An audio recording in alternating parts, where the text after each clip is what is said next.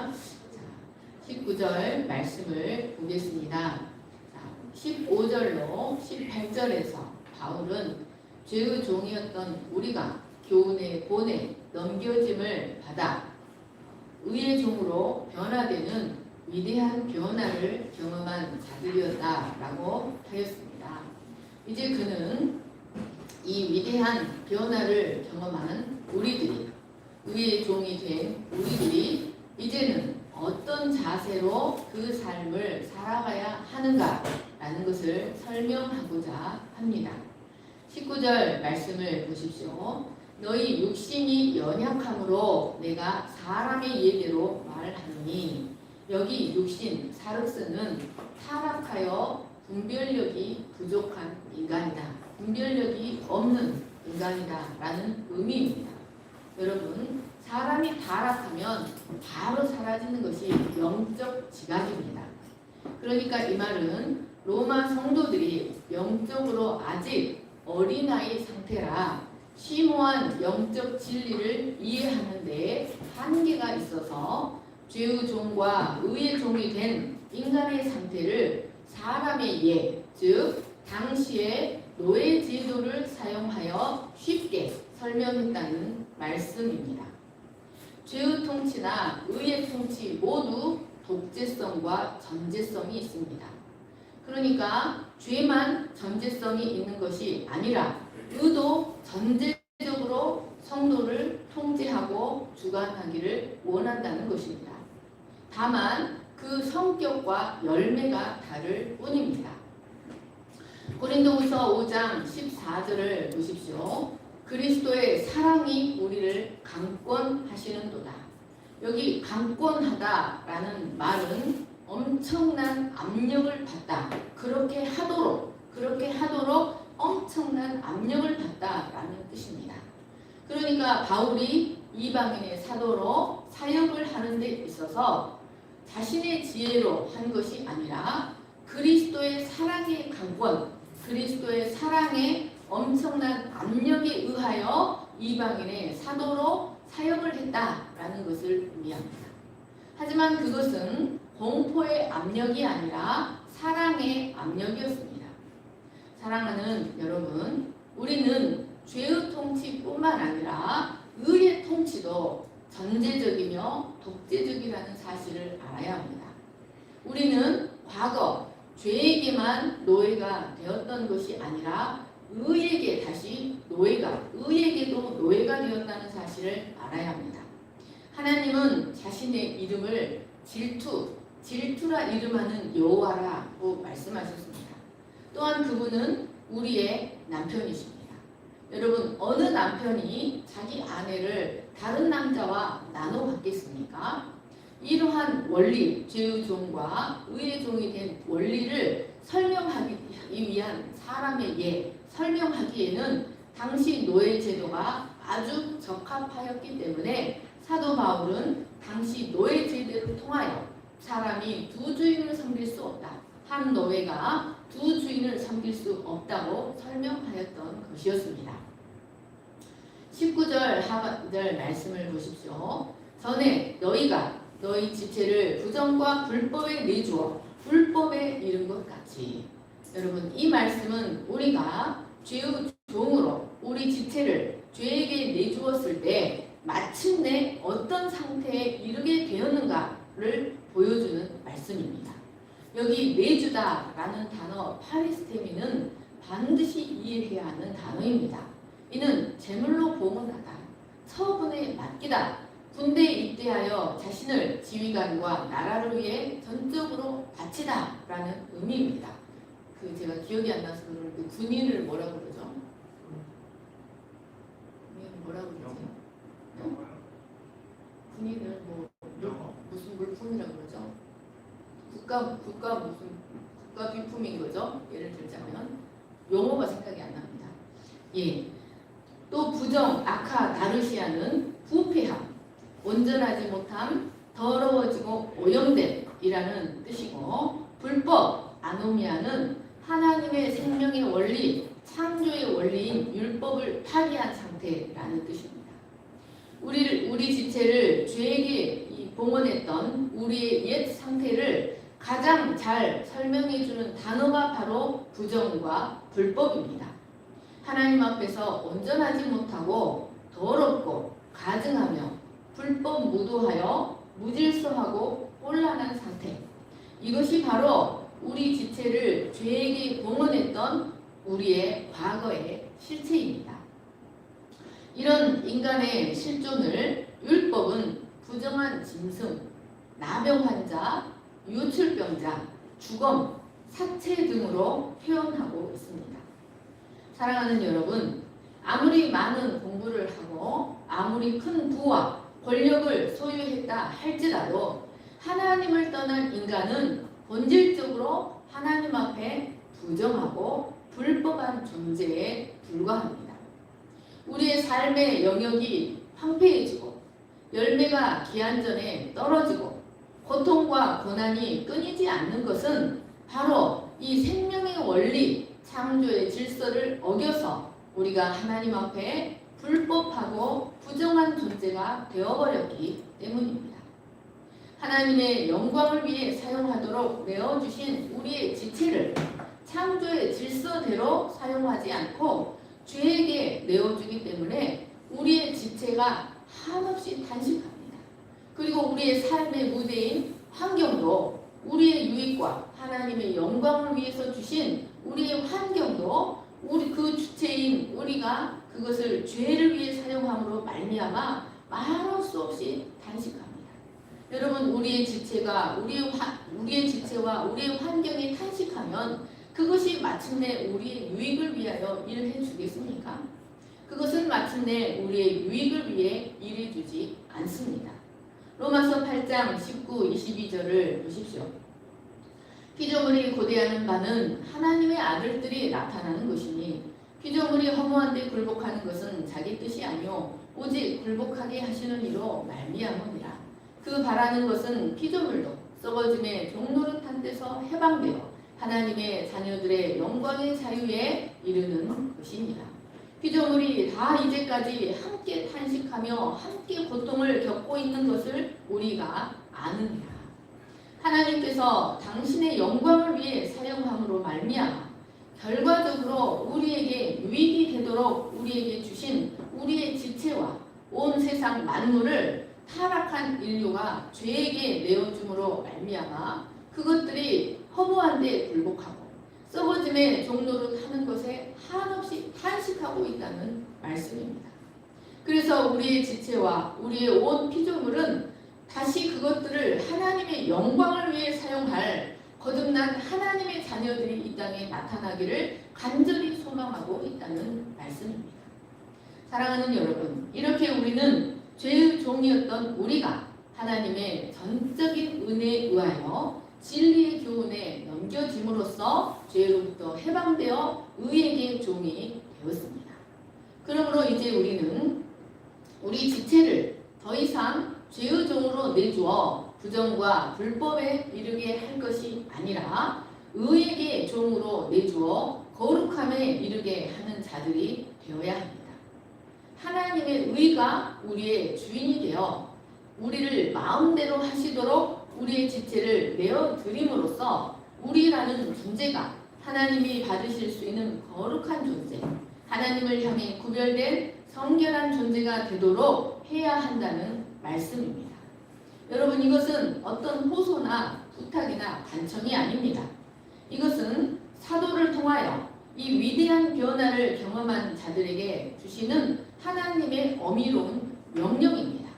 우리 지체를 이제는 의를 위하여 내어주도록 하시는 것은 하나님의 명령입니다. 군대에 입대한 군인이 자신을 지휘관과 나라를 위해 온전히 바쳐야 하는 것에는 어떤 선택권도 주어지지 않습니다. 빌립보서 2장 12, 13절을 보십시오. 그러므로 나의 사랑하는 자들아, 너희가 나 있을 때뿐 아니라 더욱 지금 나 없을 때에도 항상 복종하여 두렵고 떨림으로 너희 구원을 이루라. 너희 안에서 행하시는 이는 하나님이시니 자기의 기쁘신 뜻을 위하여 너희에게 소원을 두고 행하게 하시나니. 여러분, 이제 우리 안에서 주인으로 사역하시는 이는 하나님이시기 때문에 우리는 항상 복종하며 두렵고 떨림으로 우리의 구원을 이루어 가야 한다는 것입니다. 하나님은 이를 위해서 우리에게 보배로운 믿음을 주시고 생명과 경건에 속한 모든 것을 허락해 주셨습니다.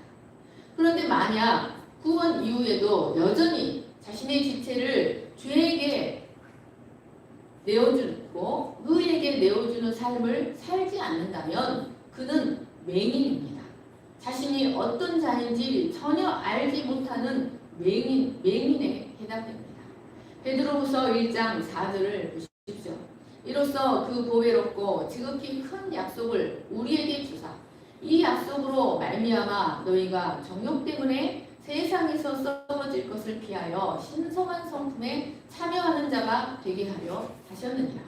그러므로 너희가 더욱 힘써 너희 믿음의 덕의 지식의 절제를 인내의 경건의 형제 우애의 사랑을 더하라.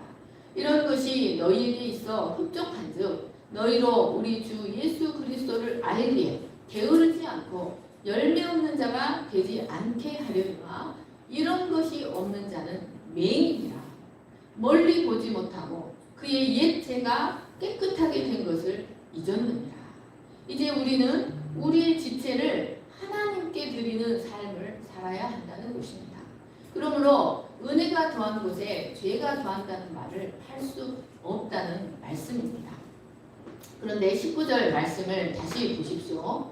여러분, 이 19절 말씀에는 우리가 우리 지체를 어느 정도로 의에게 드려야 하는지에 대한 분명한 기준을 가르쳐주고 있습니다. 19절 하반절 말씀, 전에 너희가 너희 지체를 부정과 불법에 내주어 불법에 이른 것만큼입니다. 전에 너희가 너희 지체를 부정과 불법에 내준 만큼 하나님께 우리 지체를 의에게 드려야 합니다. Just as 과거에 그랬던 만큼 even so 이제도 동일하게 라는 의미입니다. 그러니까 우리는 옛 생명에 반응해서 그것에 순종했던 것만큼 동일하게 새 생명에 반응해서 순종해야 합니다. 여러분, 우리는 과거 옛 생명으로 살아갈 때 우리 지체들을 죄에게 자발적으로 바쳐서 우리 지체를 부정과 불법에 이르게 하였습니다. 마찬가지로 새 생명 안에서도 우리 지체를 하나님께 드리되 죄에게 자신을 바쳤던 것만큼 드려야 한다는 것입니다. 이것이 바로 이 위대한 변화를 경험한 우리가 행해야 할 마땅한 이치입니다.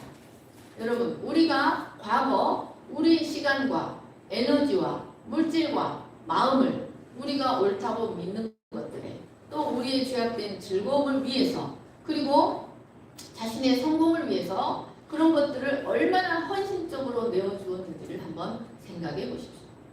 우리의 육신의 유익을 위해서 잠깐의 쾌락을 위해서 또 세상적인 목적을 위해서 우리가 얼마나 시간을 쓰고 우리의 지혜를 쓰고 또 얼마나 참고 견디고 인내하며 얼마나 열심을 냈는지 한번 생각해 보십시오. 우리는 그런 것에 자신의 지체를 사용하기를 결코 아까워하지 않습니다. 우리는 자신의 즐거움을 위해서 밤새도록 게임도 하는 것입니다.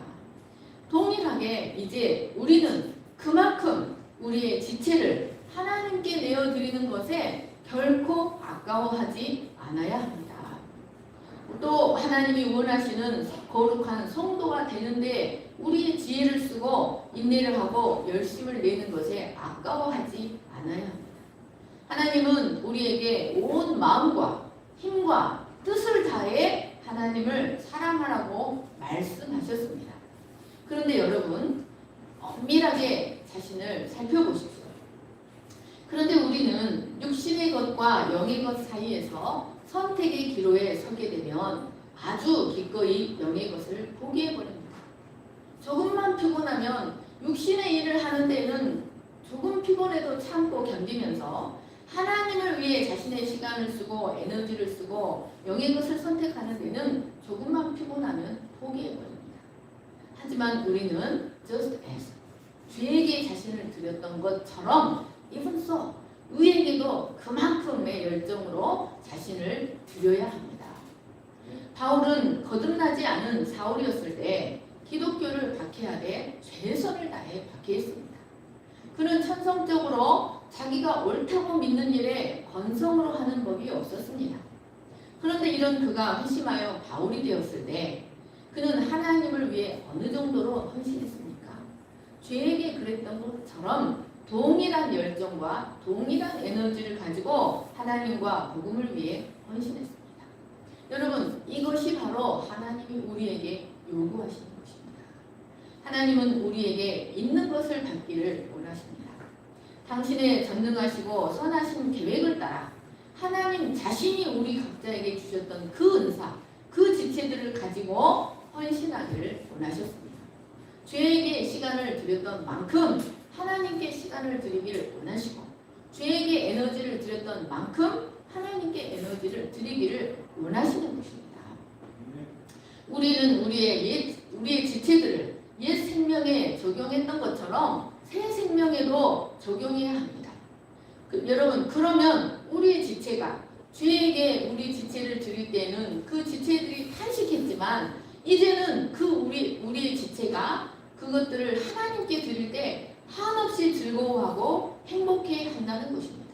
그리고 그 우리의 지체가 우리를 위해서 일하고 우리의 유익을 위해서 일하고 더욱더 개발되기 시작합니다. 그리고 우리의 환경도 우리의 피조물도 우리를 위해서 일함으로 말미암아 황폐했던 우리의 삶의 반경이 서서히 복된 삶의 반경으로 회복되기 시작한다는 것을 기억하시기를 축원합니다.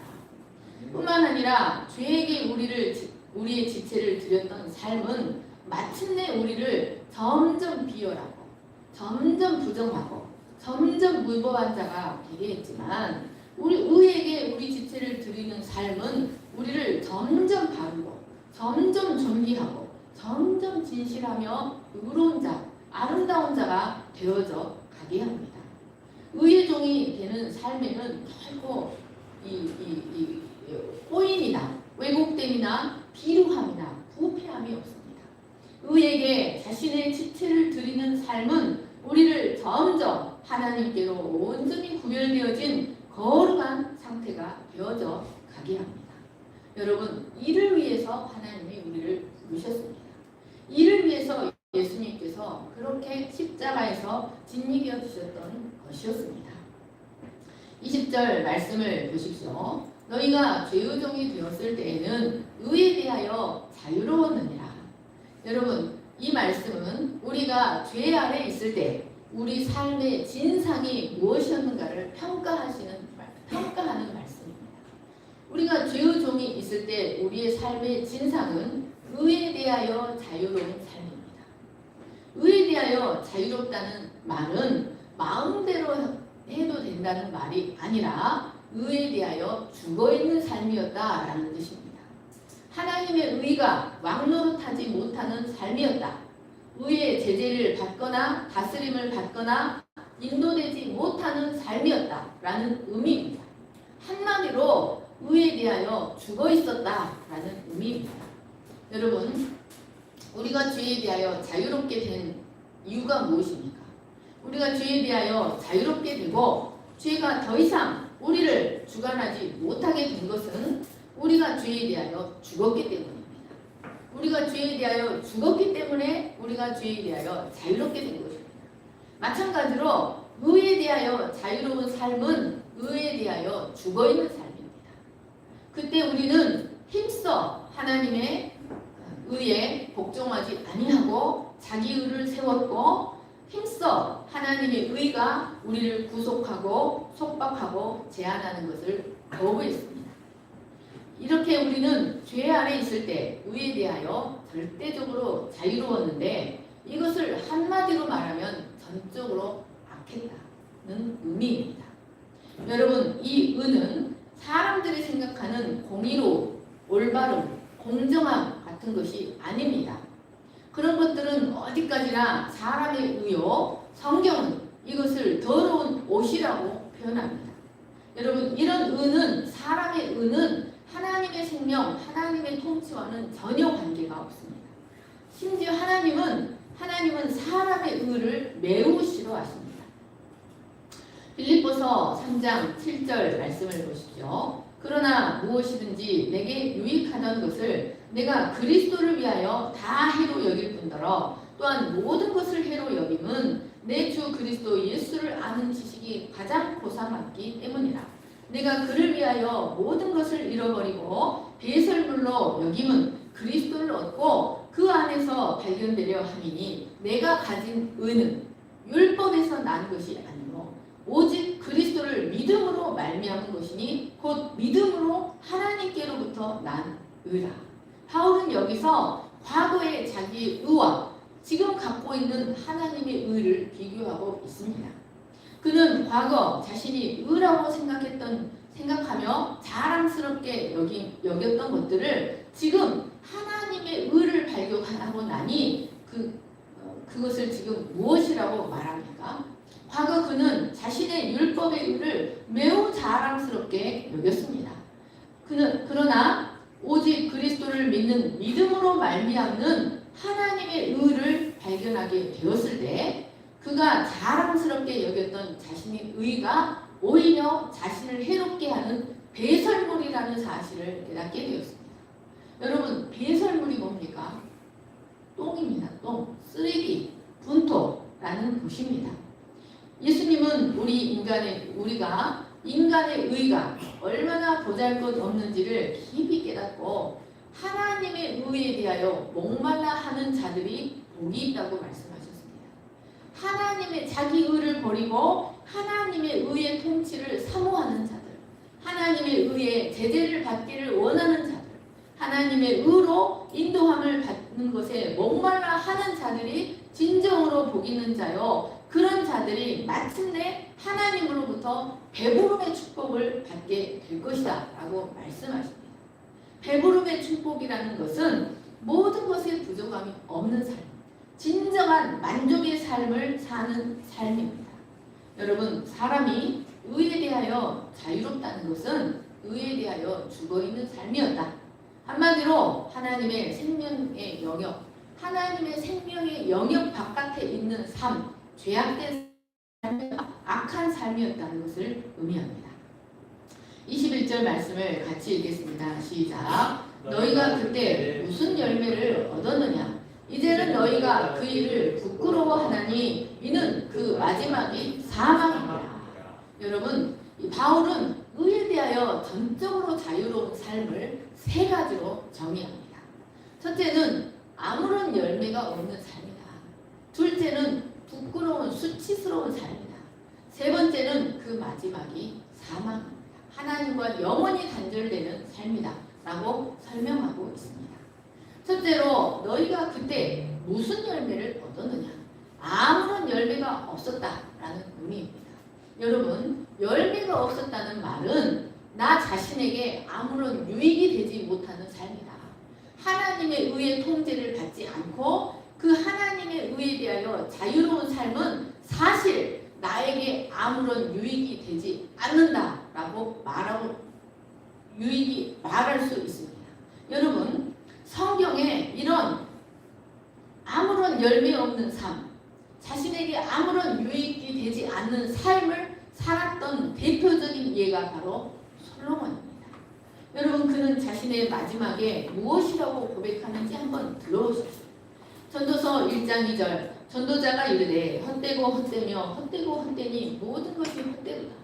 해 아래서 수고하는 모든 수고가 사람에게 무엇이 유익한가? 나는 내 마음에 이르기를 자 내가 시험삼아 너를 즐겁게 하리니 너는 낙을 누리라.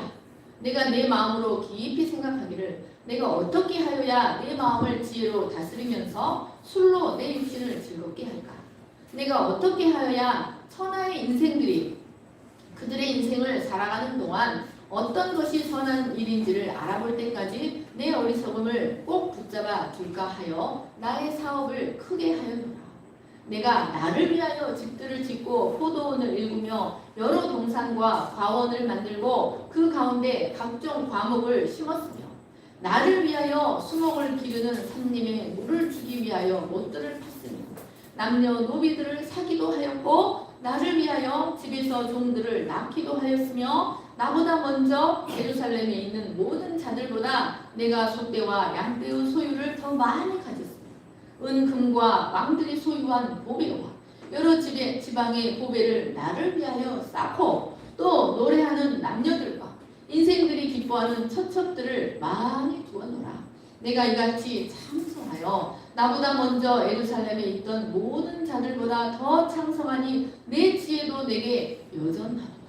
무엇이든지 내 눈이 원하는 것을 내가 금하지 아니하며 무엇이든지 내 마음에 즐거워하는 것을 내가 막지 아니하였으니 이는 나의 모든 수고를 내 마음이 기뻐하였습니다.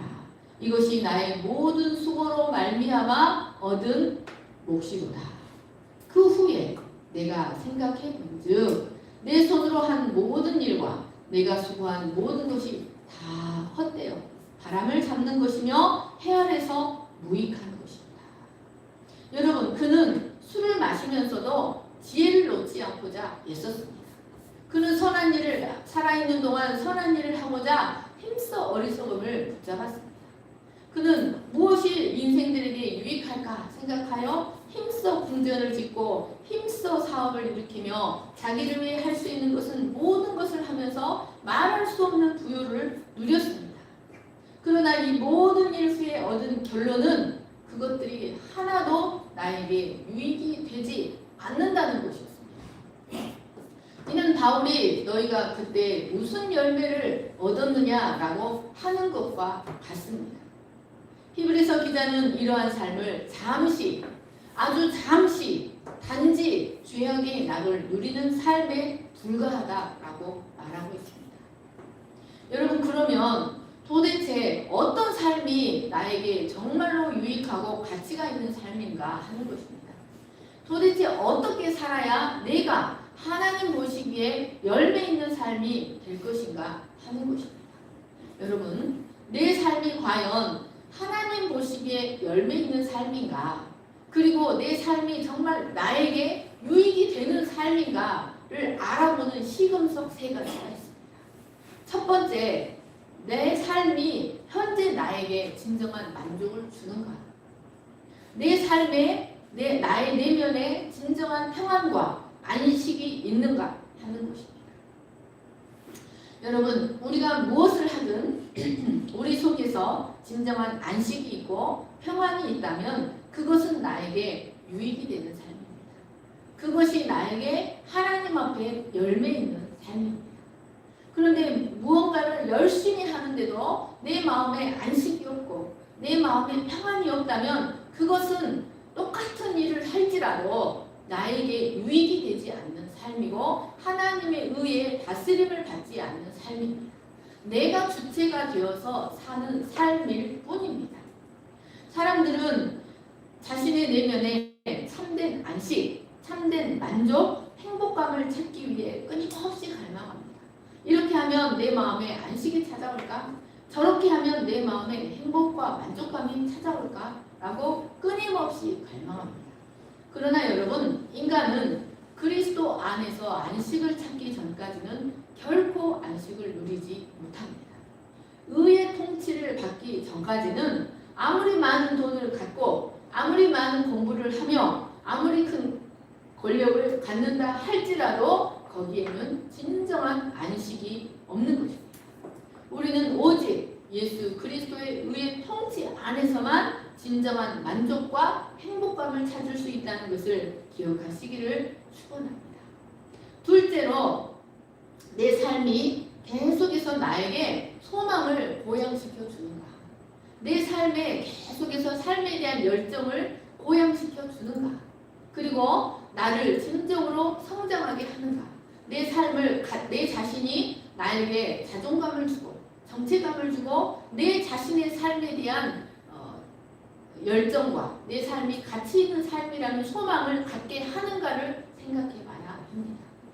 여러분, 죄에게 나를 드리는 삶은 결국 나를 부정과 불법에 이르게 하여 자신의 자존감을 망가뜨립니다.